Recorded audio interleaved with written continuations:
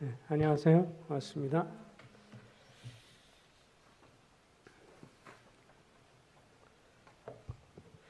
네, 오늘은 신명기 32장인데요.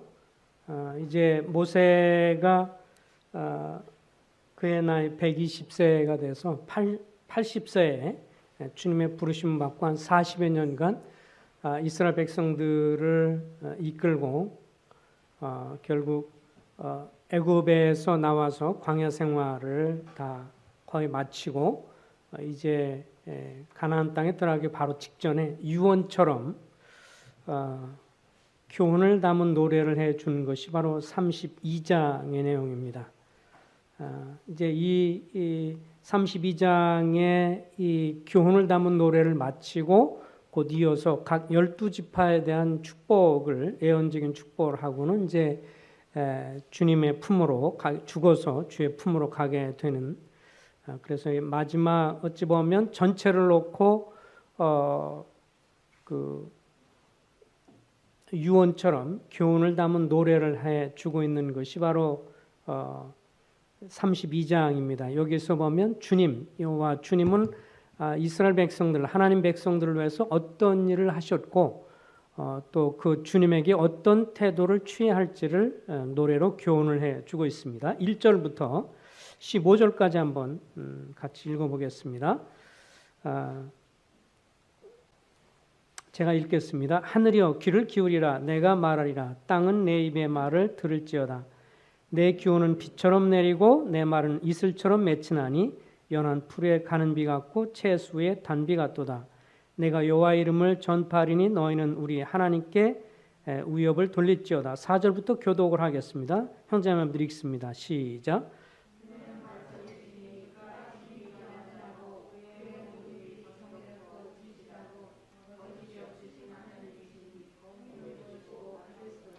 그들이 여호와를 향하여 악을 행하니 하나님의 자녀가 아니요 흠이 있고 삐뚤어진 세대로다.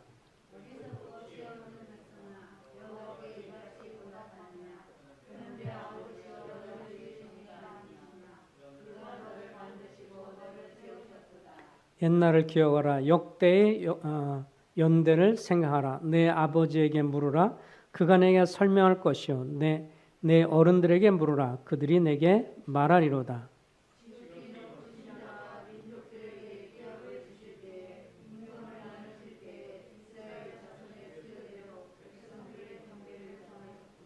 여호와의 분깃은 자기 백성이라. 야곱은 그의 택하신 기업이로다.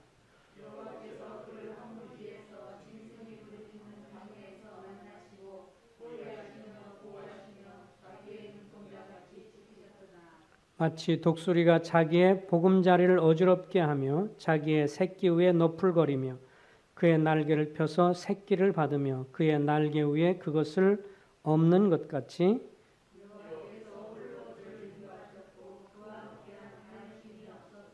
여호와께서 그가 땅의 높은 곳을 타고 다니게 하시며 밭에 소산을 먹게 하시며 반석에서 꿀을 굳은 반석에서 기름을 빨게 하시며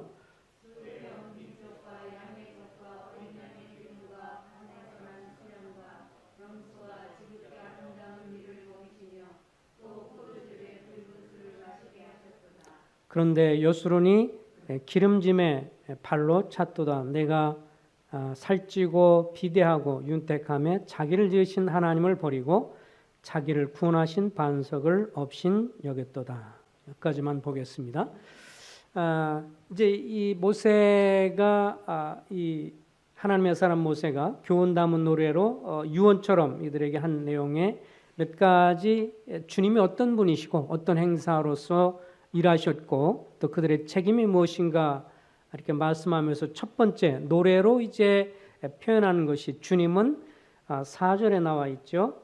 그는 반석이시니 그가 하신 일이 완전하고 그의 모든 길이 정의롭고 진실하고 거짓이 없으신 하나님이시니 공의로우시고 바르시도다. 주님은 반석이시다 이렇게 말씀을 했습니다. 15절에 보면 이제 자기를 구원하신 반석이라는 표현이 나오고요. 37절에 보면 그들이 피하던 반석이라는 표현이 나옵니다.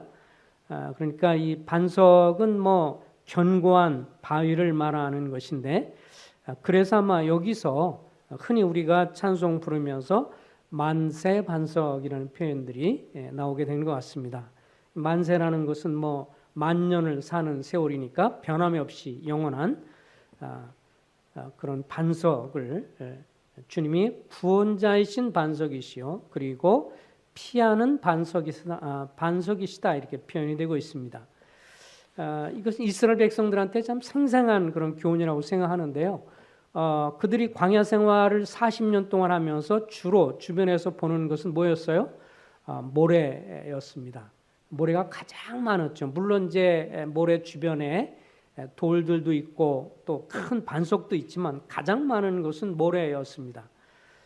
가끔 바람이 크게 불면 이 모래가 회영돌이에 치고 그리고 모래가 이제 이 바람에 의해서 휘날리게 되고 그래서 이 모래 그 사막이라든지 이런 데 보면 자꾸 지형도가 바뀐다고 그러죠. 바람이 많이 불면 모래의 흐름에 따라서 조그만 야산 같은 것들이 생기기도 했다가 나중에 또 없어지기도 했다가 계속해서 바뀌는 것인데 이 모래는 정처가 없고 어떤 정함이 없이 계속 움직이는 것이라고 한다면 이 반석은 견고한 반석, 든든한 바위는 아주 견고해서 흔들리지 않고 그래서 이 짐승들에게나 혹은 여행객들에게 뜨거운 햇빛을 피할 수 있는 피난처가 되고 모래폭풍이 일어났을 때도 숨을 수 있는 그런 반석이 피난처가 되는 것을 볼 수가 있습니다.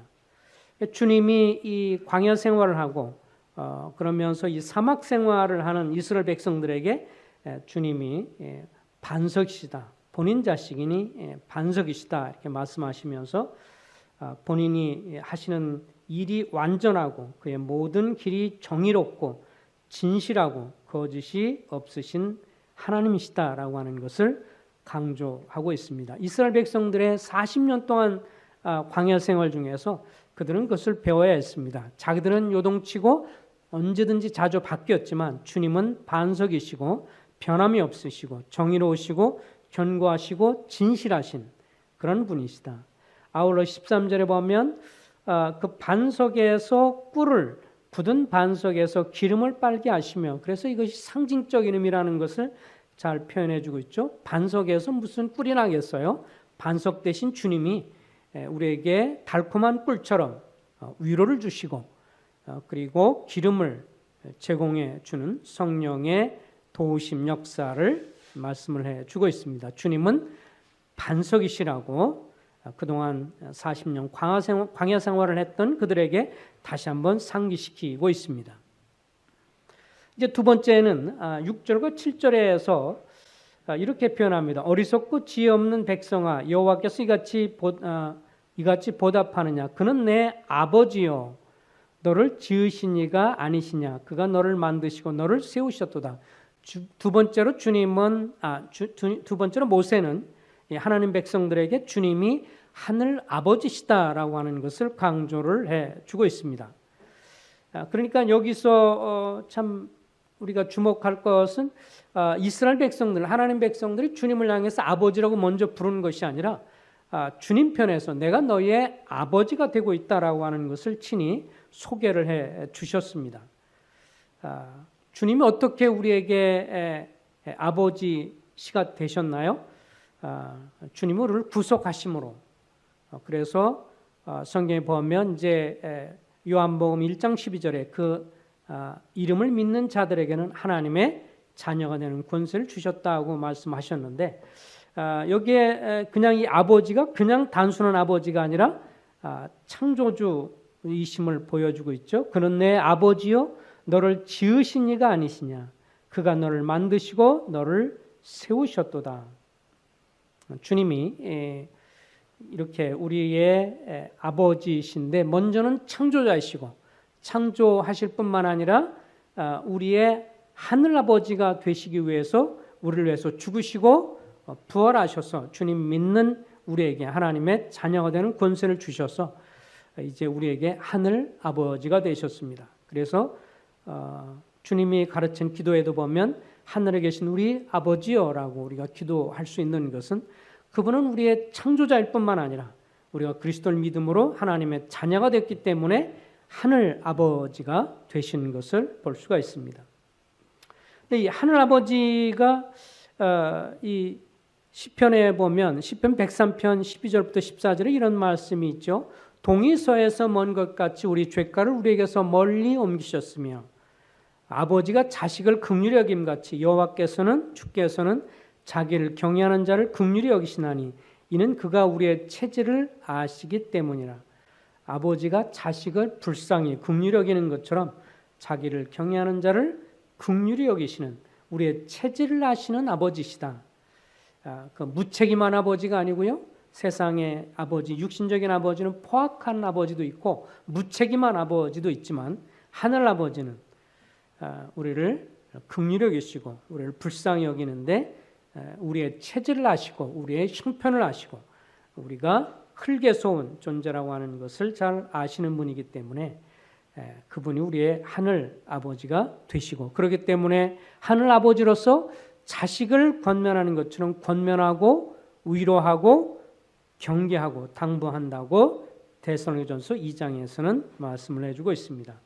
근데 여기에 한 가지 또 주목해서 잠깐 볼 것은 6절 말씀이 이래요.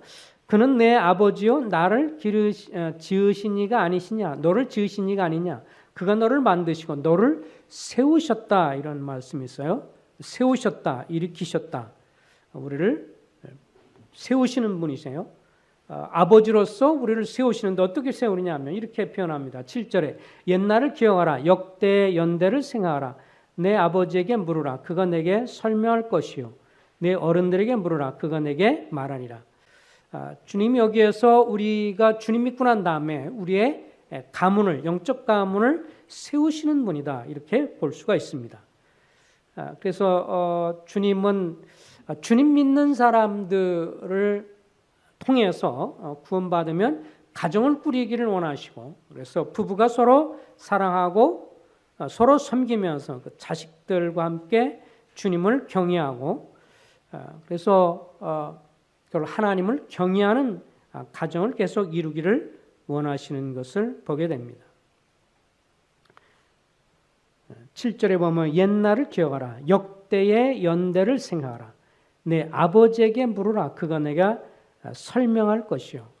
그래서 이 부모가 서로 사랑하고 섬기면서 주님을 경외하고 그러면서 자식들에게 주님을 경외하도록 가르치고 그래서 가문을 세워가는 영적 가문을 세워가는 일으켜가는 이것을 주님이 기뻐하신다고 하는 것을 보게 되어집니다. 어쨌든 주님 앞에 우리 기도 제목이에요. 그래서 여러분을 통해서 한 가문이 세워졌고 가정이 세워졌다면 그 다음 세대 자손들이 또 주님을 믿고 섬겨서 주님을 경외하는 그런 가문으로 계속 이어서 주님이 오심이 가깝지만 주님이 언제 재림해서 오실지 모르지만 그때까지 계속 1대, 2대, 3대 영적인 가문들을 계속 이어가는 그것을 주님이 원하시고 있다고 하는 것을 이것을 통해서도 봅니다. 내 아버지시고 너를 세우시고 옛날을 생각하고 역대 연대를 생각하고 내 아버지에게 물으라. 그래서 자식이 아버지에게 묻고 또 아버지가 자식에게 가르치고 그래서 이 하나님을 섬기고 영적인 유산에 대해서 계속 가르칠 것을 그래서 신명 6장에도 보면 내가 하나님을 사랑하고 그러면서 내가 앉아 있든지 뭐 누워 있든지 길을 가든지 간에 내 자손들에게 하나님 경외하기를 가르치라고 이렇게 말씀해 주는 것이 있는데 참 성경은 그것을 많이 강조하는 것 같습니다. 그래서 우리도 가만히 보면 우리가 이렇게 어떤 분들을 만나서 교제하고 그러면서 참 부러운 게 있죠. 때로는 어떤 분을 만날 때 부러우면 정말 신실하게 1대, 2대, 3대, 4대에 걸쳐서 계속해서 신실하게 주님을 섬겨온 그런 가문들을 보게 되면 참 부럽죠. 정말 귀한 영적인 그런 가문을 이어가는 경우 주님이 그것을 복 주시고 축복하시는 것을 볼 수 있습니다. 그래서 1대로 시작해서 2대, 아버지 때, 그 다음에 자손, 그 다음에 손자대 이렇게 계속 주님을 사랑하고 섬기고 영적 가문을 이어가는 것, 이것이 또 참 주님이 기뻐하시는 것임을 보게 됩니다.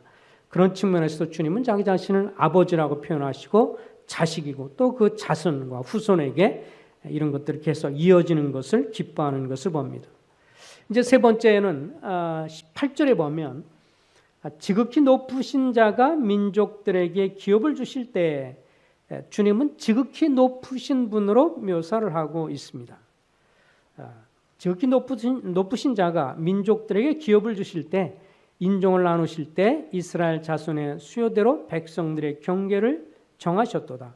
이 지극히 높으신 분이 하나님이신데 이 주님이 주 하나님께서 지극히 높으신 분으로 당시에 이스라엘 백성들만 생각하는 것이 아니죠.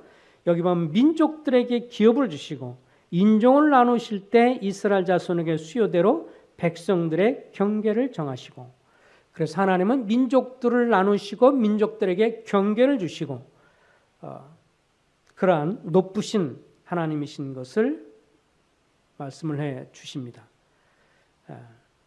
하나님은 이스라엘의 하나님이시뇨 이방인의 하나님도 되시느니라 성경 로마서에 말씀해 주고 있는데, 주님은 작은 이스라엘 민족을 통해서 정말 척박한 땅 이스라엘 땅, 정말 사막 땅이라서 물을 잘 저장하지 못하는 척박한 땅 이스라엘 소수의 백성을 통해서 하나님이 함께 하심으로 번성하고 역사하는 것을 전 세계 가운데 드러내고 하나님의 그 선지자로서 하나님을 증거하는 증인으로서 마음 백성들에게, 다른 민족들에게 하나님에 관해서 소개하기를 원해서 이스라엘을 선택하셨고 아브라함을 선택하고 야곱을 선택하시고 그 12지파들을 선택하시고 인도하셨지만 그들은 자만해서 자기들이 특별히 무슨 특별한 게 있어서 우리를 선택했다고 하는 그런 자만감에 빠져서 결국은 이를 그르치게 되고 교만에 빠져서 지금도 그런 연약함 가운데 빠져 있는 것이 사실이지만, 하나님은 어쨌든 이스라엘 통해서 만 백성 가운데 살아계신 하나님을 증거하기를 원하셨던 것을 보게 됩니다. 그 지극히 높으신 자이기 때문에 39절에 보면 그 하나님은 어떤 분이시냐, 39절에 이런 표현이 나옵니다. 이제는 나 곧 내가 그인 줄 알라. 나 외에는 신이 없도다. 나는 죽이기도 하고 살리기도 하며 상하게도 하고 낫게도 하나니 내 손에서 능히 빼앗을 자가 없도다. 지극히 높으신 하나님이시고 능력자 하나님이시기 때문에 사람을 살리기도 하고 죽이시기도 하고 또 낫게도 하고 상하게도 하시는 분이시다. 이는 내가 하늘을 향하여 내 손을 들어 말하기를 내가 영원히 살리라 하였노라. 그분은 영원하신 하나님이시다. 그러면서 42절에 보면 내 화살이 피에 추하게 하고 내 칼이 그 고기를 삼키게 하리니 곧 피살자와 포로된 자의 피요 대적의 우두머리의 머리로다. 주님이 대적들을 보복하시는 하나님. 43절에 보면 그 주께서 그 종들의 피를 갚으사 그 대적들에게 복수하시고 자기 땅과 자기 백성을 속죄하시리라. 하나님을 경외하는 자를 선대하시고 대적하는 대적자들에겐 하나님이 심판하시는 분으로, 지극히 높으신 분으로 묘사가 되고 있습니다. 다시 9절로 가면요, 지극히 높으신 분은 9절에 여호와의 분깃은 자기 백성이라. 여기에 주님이 기업이 바로 당신의 백성들, 여러분과 나. 1차적으로는 이스라엘 백성이었고 오늘날 여러분과 내가 주님의 백성이고 주님의 기업이라고 말씀을 해주고 있습니다. 그래서 10절에 보면 10절에 여호와께서 주께서 그를 황무지에서 짐승이 부르짖는 광야에서 만나시고, 그래서 이스라엘 백성들이 광야 가운데서 주님을 만나게 되었죠. 또 사람들도 개인적으로 보면 힘들고 어려울 때 우리의 마음이 낮아지고 삶이 힘들고 그럴 때 주님을 개인적으로 만나는 경우가 많습니다. 광야 같은 데서 만나고 그런 다음에 주님이 호의하시며 보호하시며 자기의 눈동자같이 지키셨도다.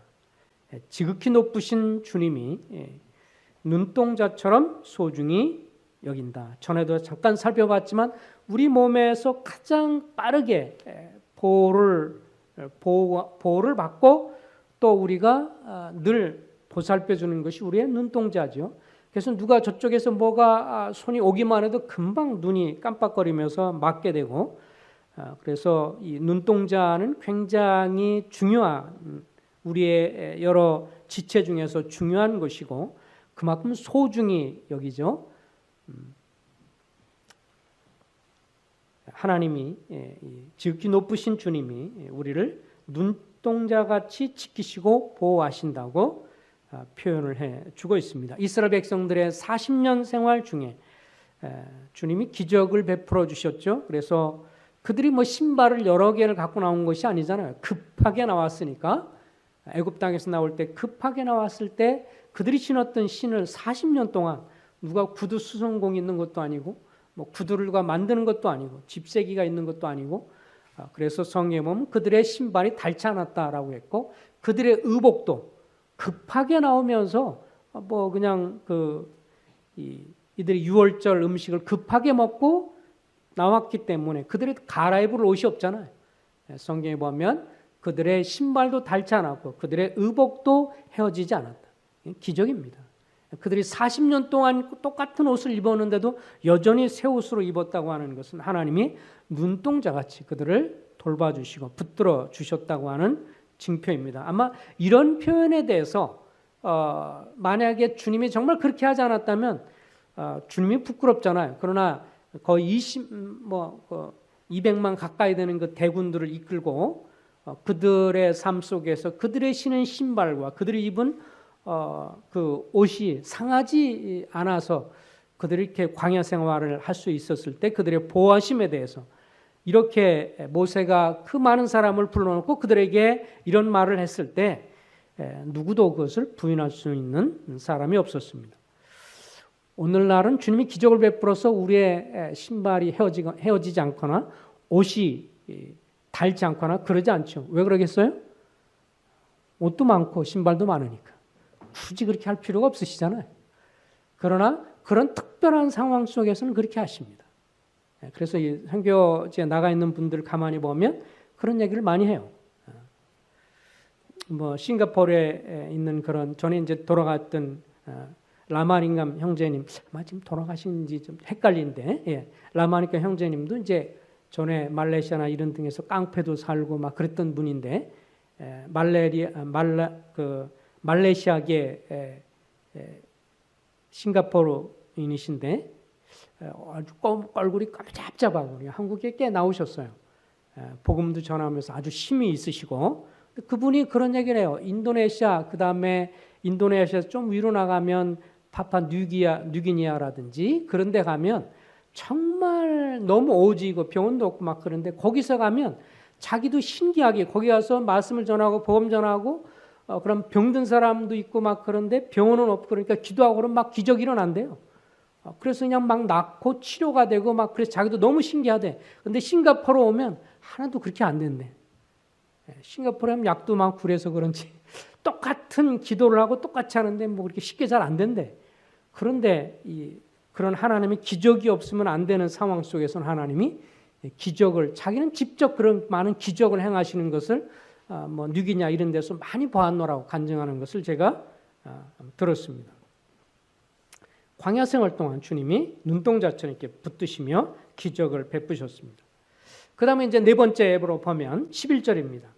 마치 독수리가 자기의 보금자리를 어지럽게 하며 자기의 새끼 위에 너풀거리며 그의 날개를 펴서 새끼를 받으며 그의 날개 위에 그것을 엎는 것 같이 여호와께서 홀로 그를 인도하셨고 그와 함께한 다른 신이 없었도다. 주님은 독수리처럼 훈련하시는 분인 것을 말씀해 주십니다. 하나님은 아버지로서 반석으로서 만세반석이 되시고 견고한 피난처이시고 그리고 구원자이시고 그리고 하늘아버지로 돌보시고 긍휼히 여기시고 불쌍히 여기시고 지극히 높은 분으로 눈동자처럼 우리를 돌봐주시는 분이지만 그러나 독수리처럼 독수리가 자기 새끼를 훈련하는 것처럼 그렇게 훈련하시는 분이 주님이십니다. 이 독수리가 다른 어떤 동물보다도 이 시야가 굉장히 넓고 그 다음에 이 눈이 시력이 굉장히 좋다고 그러죠. 그래서 높이 날으면서도 지상에서 조그만 쥐가 움직이는 것도 금방 파악할 정도로 아주 눈이 시력이 좋아서 쫙 날아가면서 지상에서 움직이는 이 들짐승들의 움직임을 파악을 해서 곧바로 하강해서 이제 그것을 잡게 되는데요. 이 주님이 하늘 높이 나는, 그래서 이 땅의 관점이 아니라 하나님의 관점으로, 하나님 나라의 관점을 가지시고 독수리가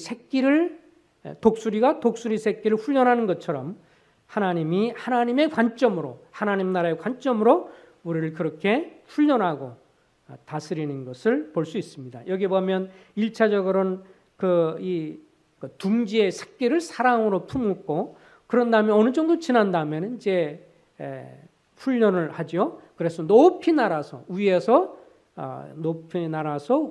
이제 밑으로 떨어뜨리면 그 새끼가 막 떨어지다가 자기가 이 날갯짓을 하지 않으면 죽을 것 같으니까 결국은 날갯짓을 하게 되고, 그냥 떨어지게 되면 또 밑으로 내려가서 그를 받아놓고, 그리고 다시 그를 품고 위로 올라가서 위에서 다시 더럽히고, 그래서 나중에 스스로 날갯짓을 해서 이 새들의 왕자답게 큰 날개를 나중에 커서 날갯짓으로 다니면서 그 높은 창공위를 날아갈 수 있도록 하기 위해서 훈련을 하게 되는데, 하나님이 우리 삶 속에서 그렇게 훈련하는 것을 보게 됩니다.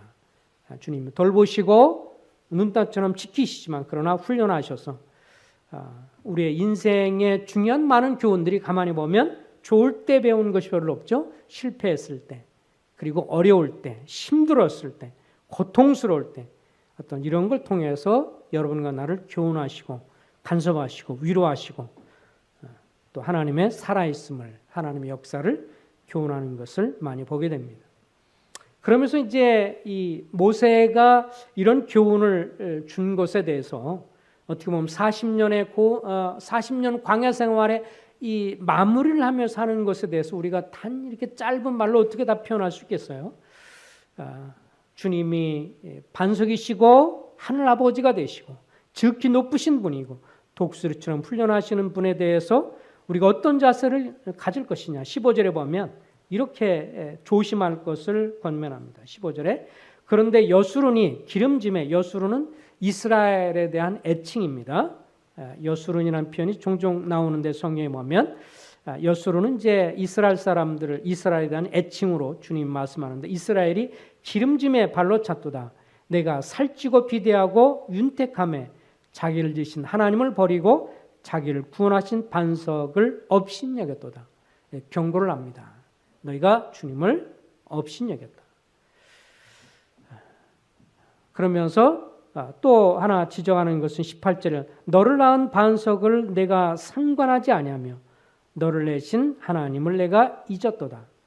그러니까 이 하나님의 백성들, 이스라엘 사람들 향해서 경고했던 것 가운데 그렇게 영원한 반석이 되고 또 하늘 아버지로 긍휼하게 돌봐주고 지극히 높은 분으로서 눈동자같이 그렇게 돌봐주고 훈련을 하지만 저들이 뭔가 상황이 좋아지고 또 상황 여건이 좋아지면 다시 주님을 버리고 업신여기고 또 18절에 보면 주님을 잊어버리는 이런 죄를 지적을 하면서 그러지 말 것을 경고를 하고 있습니다. 우리의 삶 속에서도 우리가 힘들고 어려우면 매달리다가 조금만 상황이 좋아지면 금방 주님이 행하신 것을 잊어버리고요. 그리고 때로는 업신여기기도 하고요. 그렇게 되지 않아야 한다고 하는 것을 이렇게 표현을 해주고 있습니다. 19절 그러므로 여호와께서 보시고 미워하셨으니 그 자녀가 그를 경노하게 한 까닭이라. 19절에 그렇게 주님이 경고를 하고 있습니다. 우리의 삶 속에서도 지금도 여전히 모세 교훈 담은 노래는 여전히 우리에게도 유효합니다. 주님의 선하심에 대해서 우리가 잊어버리고 힘들고 어려울 때 주님께 매달렸다가 상황이 좋아지면 주님을 잊어버리고 업신여기는 그럴 수 있다고 하는 건 이스라엘 백성들이 그랬기 때문에 나중에 보면 결국 저들이 포로 생활을 하게 되고 바벨론 포로 생활을 하게 되는데 우리도 오늘날 이것은 경각심이 되는 말씀입니다. 주님 앞에 이런 말씀들을 통해서 우리 자신을 살피는 것이 되기를 바랍니다. 기도하겠습니다. 아버지 하나님, 이스라엘 백성들의 이런 생생한 역사를 우리가 너무도 잘 알고 있습니다.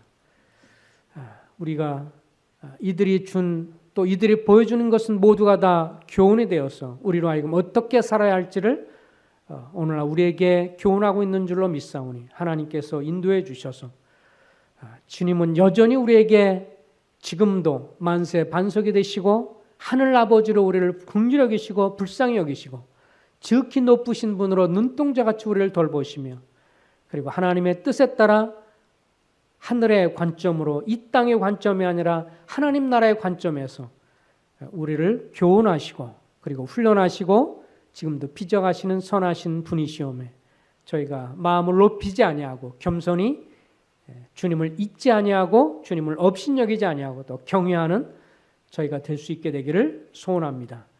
주님의 선하심을 의뢰합니다. 또 이 시간 이후에 저희들의 기도 시간을 주님이 인도해 주시길 원하올 때 예수 그리스도 이름으로 의탁하며 기도했습니다. 아멘.